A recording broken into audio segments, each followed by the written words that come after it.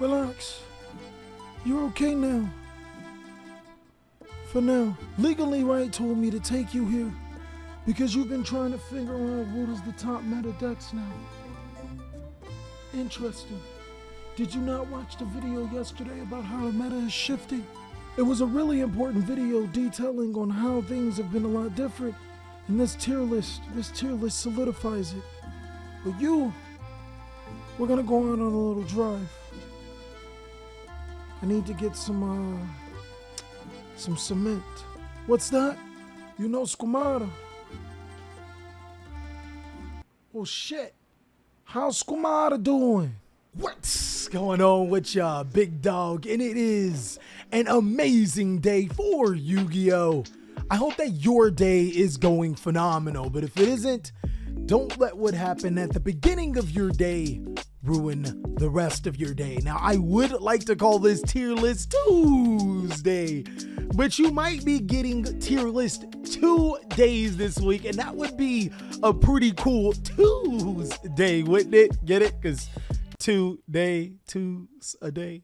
But today we're going to be going over a new meta tier list that is based over what happened over the course of the weekend, including all of the regionals across America, as well as the UK nationals and other nationals alike. It's going to be extremely exciting as we go ahead and jump on in. I have 5 different categories here. I have Meta Changer. These are the strategies that define what cards players must play inside of the format. I don't think that they are above tier 1. They're actually pretty much the same as tier 1 decks, but because these strategies would be so dominant without these cards being played, that's what puts them in the Meta Changer status. Tier 1 are strategies that can 100% compete at any given level and top or consistently win. Then from there are tier 1.5. These strategies are really good at what they do. Not necessarily as powerful or as consistently shown as tier 1 or Meta Changer, but still really good decks. Tier 2 is no slight to these strategies. It 100% does take the right pilot to be able to masterfully play these strategies. And then Rogue, not only does it take the correct master to play the strategy, it also needs the perfect scenarios, because these strategies go really good against those particular strategies when they struggle against some others. Let's go ahead and jump on into this tier list. Keep in mind, we did make a video about how the meta has changed. Of course, we are going to be using that when we break down an analysis for these top decks. Starting off with ABC, it has everything that it needs to be a top meta strategy right now. It has Therion King Regulus, which allows you to protect you from your opponent's disruptions, but also can special summon Union monsters to your side of the field. It also has the Adventure Token Engine. Since this deck does not need its summoned monsters, normal summoned monsters effects, it can take full advantage. With that being said, I think that ABC is a solid tier 1.5 deck. This deck, 100% in the correct hands, can be played efficiently and can top high level events. The thing that I like about ABC the best is that it is a fusion deck, yes, but it also can link summon, it can also exceed summon, and some of its boss monsters come from the deck. So floodgates like Dimensional Barrier doesn't necessarily work against this deck, even if you do call fusion or exceed. Moving forward, Invoked. Oh man, it is rough times for my Invoked boys. I don't think that they're rogue anymore. I would kind of put them in the tier 2 status. And the reason why I'm kind of bumping them up just slightly is for a few reasons. One, Despia, while still being one of the most powerful decks inside of the format, is taking a slight decline. There are less players playing Despia. The reason why that actually has so much correlation with one another is because the hard counters to the Despia strategy also happen to hard clap Invoked. This is a strategy that wants to play slow. It wants to be able to grind out using monsters like El Shaddai Window to prevent the opponent from special summoning multiple times, and El Shaddai invoked MECHABA in order to control the pace of the game. When it can't fusion summon, Invoked is a sitting duck more often than not, and that's why it does take the correct pilot to be able to master. On the other side, Ignister. Oh my god, guys. I keep singing Ignister's praises. This is easily a top meta strategy. It is 100% tier 1.5, and allow me to actually discuss what I mean by meta.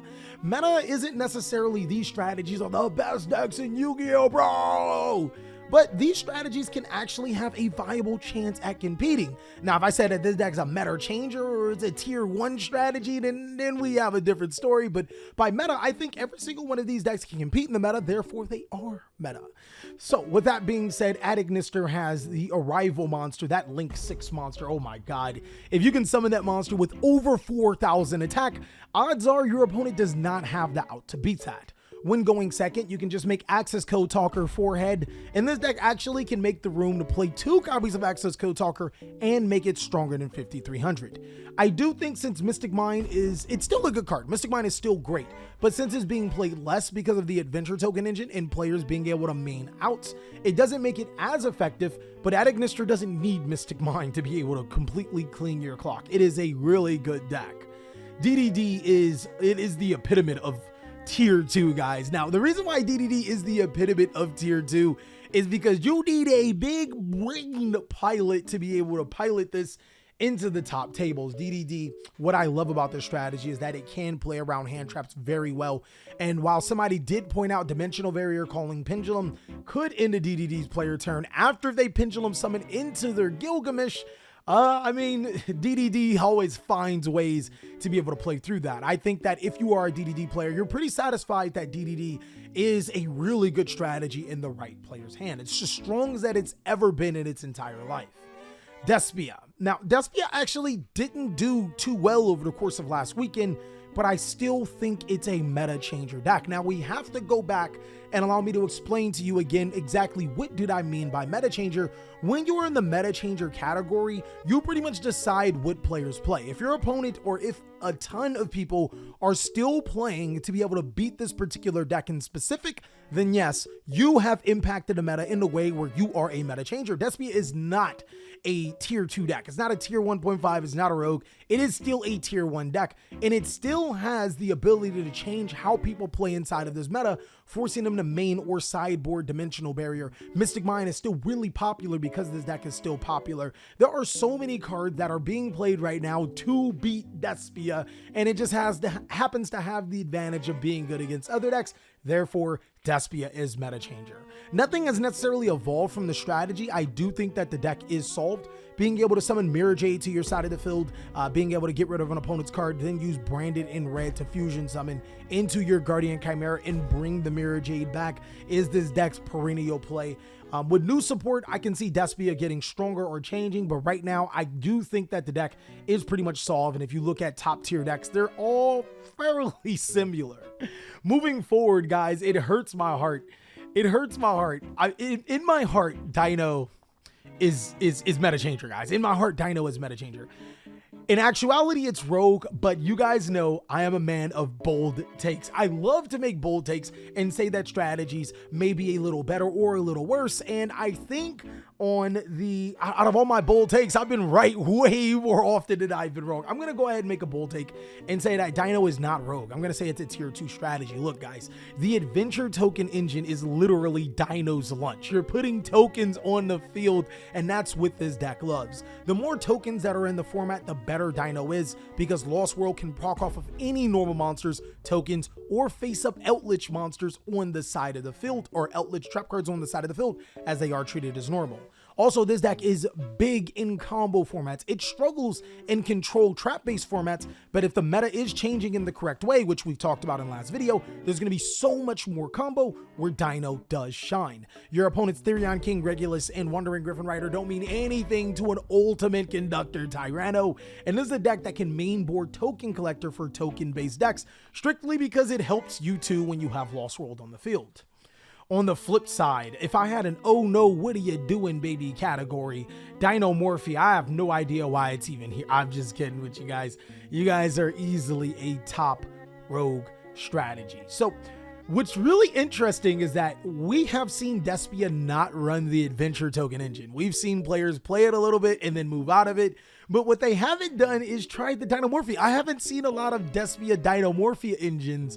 And it's really cool because the DINOMORPHIA strategy is fairly self-sufficient, and then being able to summon DINOMORPHIA REXTERM to your side of the field, which does prevent your opponent from using monster effects successfully. This is an amazing Yu-Gi-Oh deck, a really good stun deck that likes to finish games off fast, but I guess it only just makes the Despia problems even worse, as this is a fusion deck, and then all of the side cards even work harder against Despia. So that could be it. Zombie World, guys. This actually did some surprise numbers, guys. I think it did really well over the course of the event. We saw some Zombie World players go ahead and top regional events. I think there was a couple that made it in nationals. Unfortunately, some of them were outlich. I don't know how you guys feel about that, but Zombie World is in a really interesting spot. When Zombie World goes hard, when you can activate the filled spell card and ruin your opponent's day, which does so well against Therion, it does so well against Fluendereese, it does so well against so many strategies, plant and whatnot. But where Zombie World struggles, it's where it struggles. Keep in mind, the adventure token engine is still very much prevalent inside of this format, so bouncing the Zombie World with a Draco back is always around the corner. And as soon as you do address Zombie World, then the deck does kind of come to a slower pace. And that where I think is the problem with Zombie World. Against certain decks, it's phenomenal. Against other decks, it's whoo. Drytron just got first, I believe, at the UK Nationals. And I mean, tier 1, guys. I wouldn't say that this is a meta changer deck, and I would actually go as far as to say when the dust settles, this will be a tier 1.5 deck, but allow me to explain. Drytron does phenomenal because it can summon monsters like Amor Factor Pain to the field, which prevents the opponent from pretty much using extra deck monsters. There's not a lot of link-based decks in the Yu-Gi-Oh card game right now. It also can summon Majesty's or Vanity's Ruler whenever you need to, so there's always just that, where there's like no special summoning whatsoever. But there's actually a chink in this deck's armor, and the biggest threat to this deck is Droll in Lockbird. Droll in Lockbird is so severely underrated right now, as I think it hits every single deck in Yu-Gi-Oh, and no one is mainboarding it. It almost blows my mind how many players are just not using Droll right now. Does Droll have its problems? Yes, 100%. But it is ridiculous against so many strategies right now. And that is actually what's allowing Drytron to be so prevalent. I do like that it can incorporate Mystic Mind and then get rid of it with its only Drytron Fafnir filled spell card. So that's pretty cool, especially seeing that this deck doesn't play a ton of hand traps. I think the only hand trap that is consistently being played right now is Herald of Orange Light, and that's because it's searchable. Outlich will regain its status as a tier 1 deck. This is a strategy that has been, I think it's been roughly in between here and here, but hands down, this is the best trap strategy in Yu-Gi-Oh! Being able to use your Sanguine to be able to special summon Outlich the Golden Lord, and then your Conquistador and your Hakero to be able to banish cards in your opponent's graveyard, which is really good in this format, or being able to destroy cards in your opponent's side of the field is amazing. On top of that, this is a strategy that can play all of the engines. You can play the Adventure Token engine, you can play the Punk engine, you can play the Branded engine, you can play any engine in Outlich. So many times you don't know what Outlich variant you're going against. Will it be an engine Outlich? Will it be a pure stun Outlich? It does throw players off, and it does change what you would side against the deck. Moving forward, Heroes. I'm going to make another bold take. I'm going to go ahead and say Heroes because normally I think this would be a good representation of what they are. But I'm going to make another bold take and say Heroes are tier 2. Do you guys remember last format? Destiny Hero, Phoenix Enforcer. Yeah.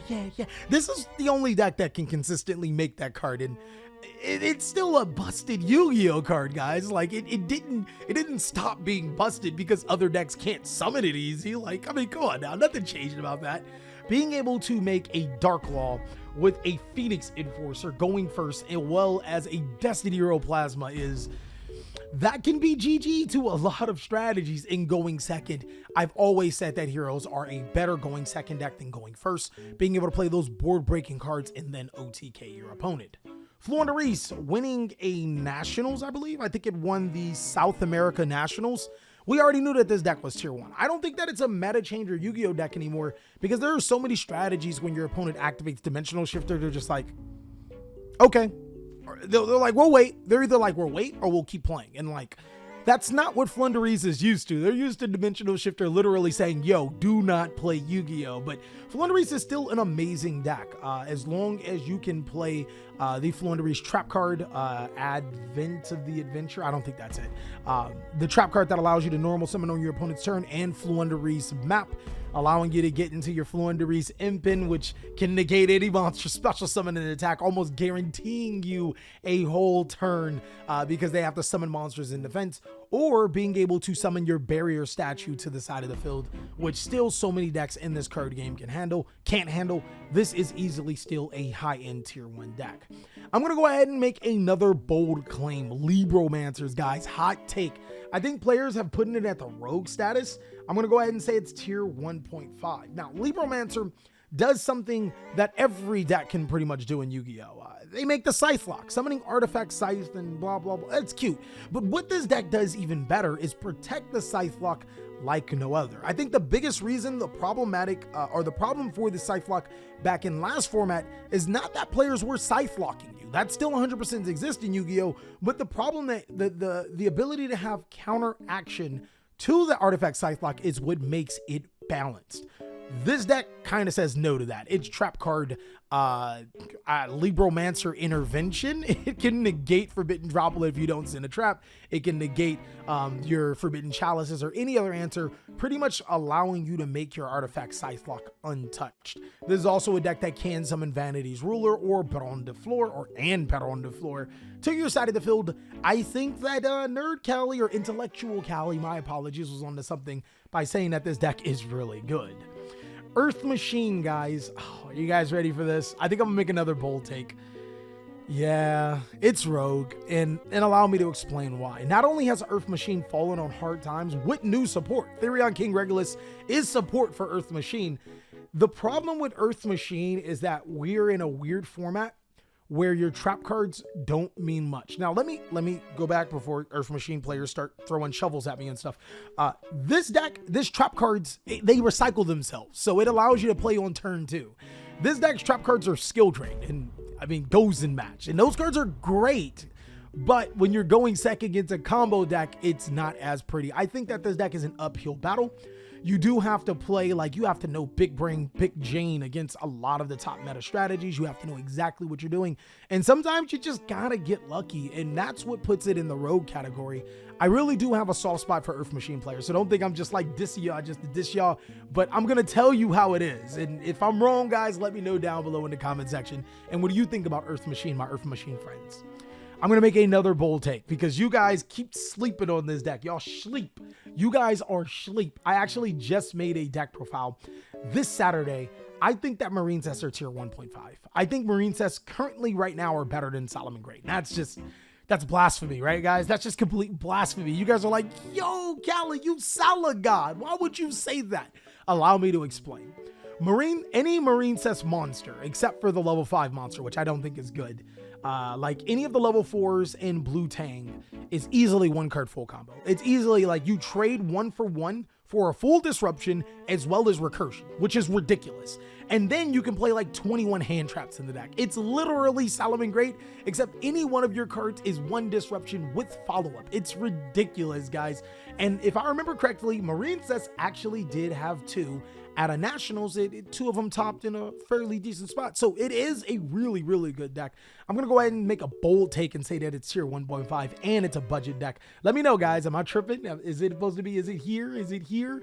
I think it's tier 1.5. Just not a lot of eyes are on it right now. Agents. I like Agents. I think the biggest turn on for Agents as opposed to any of these other decks, because yes, this summons Vanity's Ruler, right? And Vanity's Ruler is kind of better than what this deck summons, but it's not as searchable or as cool as this deck, right? And yeah, where's that other deck? This deck Scythe locks, and Scythe lock is cool, but it's only for 1 turn. This deck can search in summon ARCHLORD KRISTYA. So there we have it. You can literally search in summon ARCHLORD KRISTYA. And then the best thing is that just like how you aren't locked into special summoning right here, you can flip your ARCHLORD KRISTYA face down with Pluto, the Synchro monster, special summon and go for game. I do think that this deck has more choke points, and with hand traps coming back into the meta, it's probably going to be more suited for Rogue. Actually, I'm just going to go ahead and leave it at Rogue because maybe that's a little bit of hopium right there. Mainly because Vanity's Ruler is better than ARCHLORD KRISTYA. I was trying to hype myself up, guys. I was trying. But yeah, it's a solid Rogue deck. It does require certain 2-card interactions. And when you do get hand trapped, yeah, better have the follow-up. Punk Therion, guys. This is... It's meta changer. Like the Punk Therion adventure engine that changes how we play Yu-Gi-Oh! Because it is a combo deck that can keep going. It is the snack that keeps smiling back.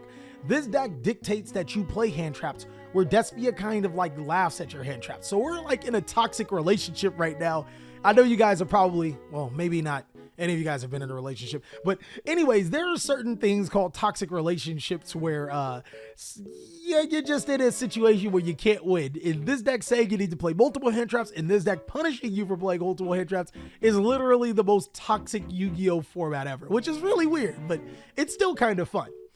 Rocket Dragon Link. I think despite what a lot of critics and detractors say, I think there's going to be another bold take. I think this deck is tier 1. It has been topping ridiculously. Like, it doesn't care about this having Albulinatus. And not only do players not play the Albulinatus, it wouldn't care anyways, because this deck does use the adventure engine and makes some non-dragon beastly ass boards. Rocket Dragon Link is a solid deck, and basically any strategy that can use the adventure engine and chaotic ruler is already spelling trouble, and this deck has been using chaotic ruler since the dawn of time. Solomon Great has made a lot of contributions over the format, more contributions than I would have thought. I thought that Solomon Great without Gazelle to 3 is rogue, but I think it's a really good tier 2 deck that 100% can compete.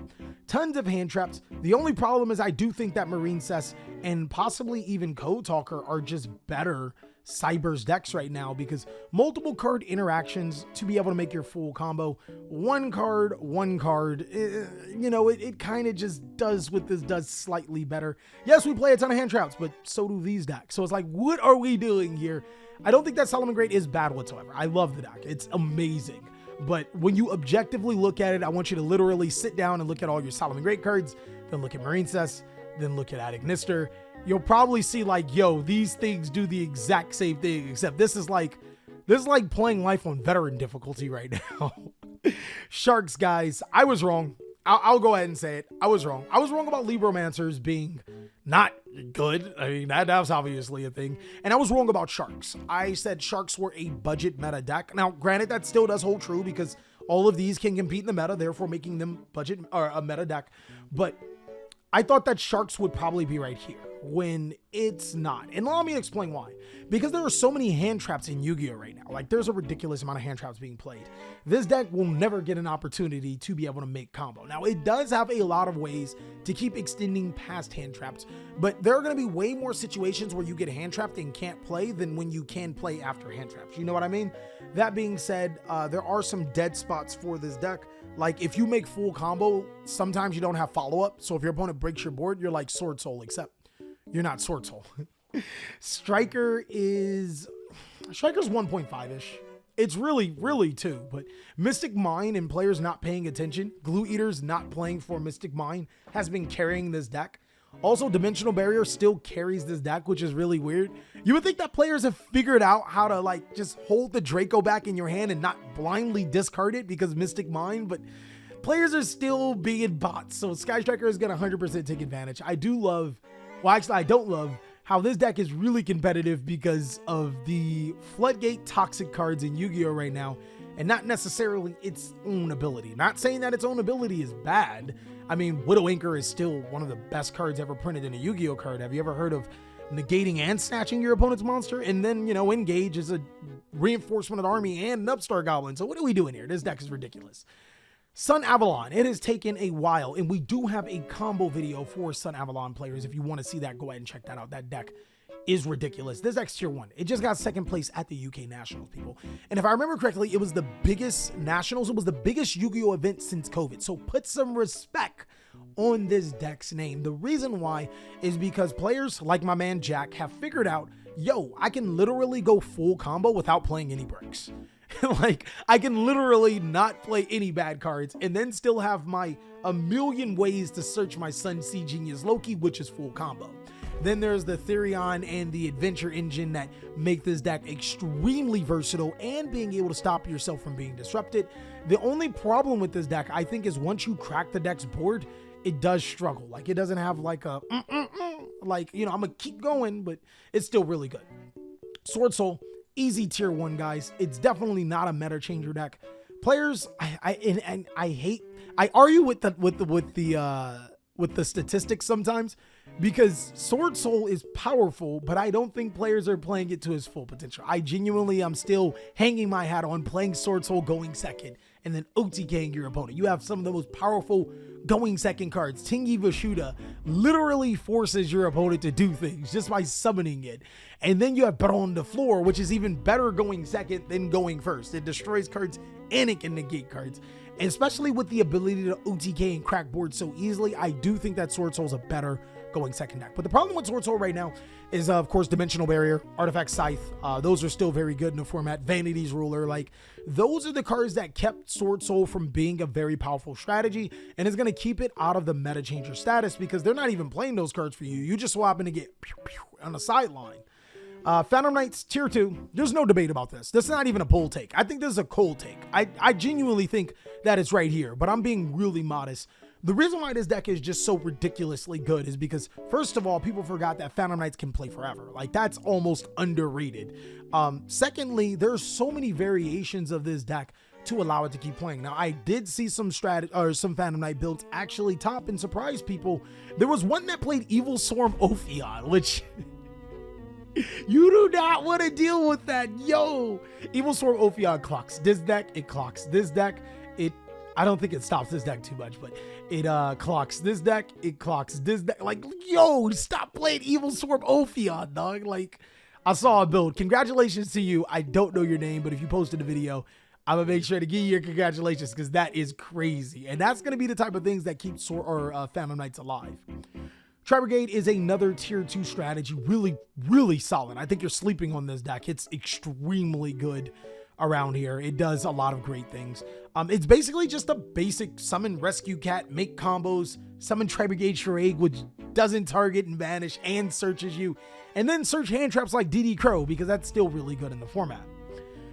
Virtual World tier 1.5, guys. That's not even a debate. Virtual World QB Shinshin does a lot more than what you would like it to do because Dimensional Shifter may not do well, but this card is a walking Dimensional Shifter. Like, sometimes when you get Dimensional Shifter, you're like, all right, I'll just play around it. I'll survive. Flunderies can't OTK me, so it is what it is. They'll just gain more advantage. It's like, nah, I can OTK you and I keep coming back. I'm going to snack that smiles back, and that's what's so powerful about this deck. And then this stands for the Adventure Synchro. Easily a tier 1 strategy, guys. This deck is ridiculously insane. It is back into the Yu-Gi-Oh meta. Red Roach Dragon is a monster of a Yu-Gi-Oh card, and that card probably should be banned. But being able to abuse the Punk, Therion, and Adventure engine into a synchro deck, telling you you're brainlit. Like, it doesn't, it doesn't require a brain to play this deck. You can be a brainlet and still win with this deck. And that is all that I have for the meta tier list. It is... sheesh, it is a crazy meta right now, completely changing how we have played. I want you to let me know down below in the comment section, what did I miss? I'll be sure to include those strategies on my Rogue tier list or possibly on another tier list in the future. Of course, if you want to see more amazing content, you can go ahead and check out these videos, as I'll catch you on the next one.